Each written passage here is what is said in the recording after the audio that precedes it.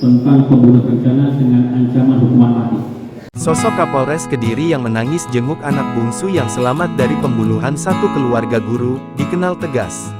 Inilah sosok Kapolres Kediri AKBP Bimo Arianto yang menangis saat menengok saksi kunci pembunuhan keluarga guru yang juga satu-satunya korban selamat dalam tragedi itu.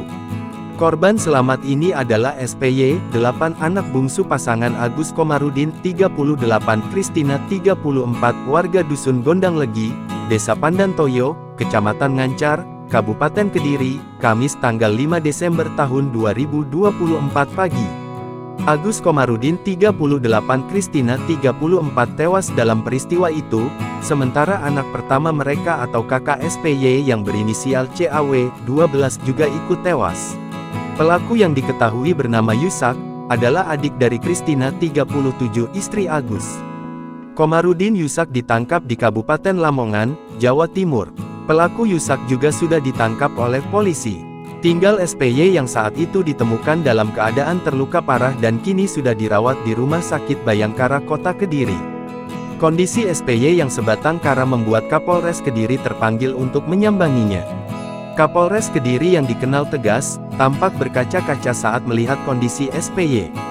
Meski kondisi SYD berangsur membaik, mata Kapolres Kediri terlihat penuh haru saat dia mendekati tempat tidur sang bocah. Usai menjenguk SYD, AKBP Bimo langsung datang ke lokasi kejadian untuk olah TKP. Ia juga memberikan rasa bela sungkawa kepada pihak keluarga korban. Kapolres Bimo menegaskan bahwa penyelidikan akan terus dilakukan dengan serius. Atas perbuatannya, Yusa dijerat dengan pasal 340 KUHP tentang pembunuhan berencana. Hukuman maksimal yang dapat dijatuhkan adalah hukuman mati.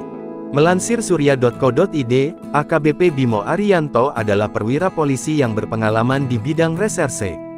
Ia adalah lulusan Akpol tahun 2004. Bimo memulai kariernya sebagai Kasat Reskrim Polresta Pekanbaru pada tahun 2017.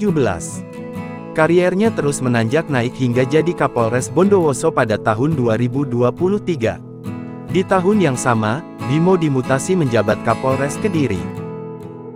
Download Tribun X sekarang, menghadirkan lokal menjadi Indonesia.